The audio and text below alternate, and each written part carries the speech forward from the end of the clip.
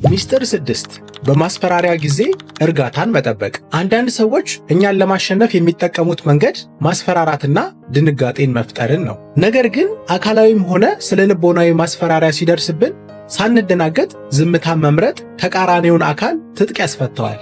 ሪያን ሆሊዴ በ2014 ዓ.ም ዘ ኦብስታክል ኢዝ ዘ ዌይ በሚለው መጽሐፉ ላይ እንደጻፈው የሚያጋጥሙንን ፈተናዎች እንዴት እንደምንመለከታቸውና የምንሰጠው ምላሽ በእኛ ቁጥጥር ስር ያለ ብቸኛ ኃይል ነው ብሏል።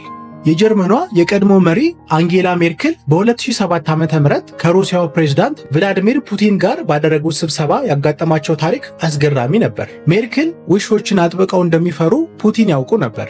ስለዚህ ፑቲን ሆን ብለው ትልቅ ጥቁር ውሻ ወደ ስብሰባው ክፍል አስገቡ። ዓላማቸው ሜርክልን ማስደንገጥና በድርድሩ ላይ የበላይነትን መውሰድ ነበር።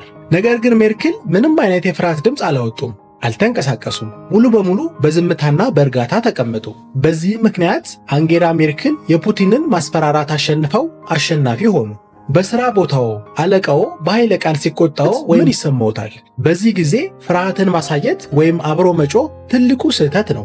በቀጣዩ ጊዜ ማንም ሰው ሊያስፈራራችሁ ሲሞክር እግራችሁን መሬት ላይ አጥብቃችሁ በመቆም ትኩረታችሁን ወደ አተነፋፈሳችሁ መልሱና በተረጋጋ ዝምታ ተመልከቷቸው። ስሜትን አለመግለጽ የውስጥ ጥንካሬያችሁን ያሳያል።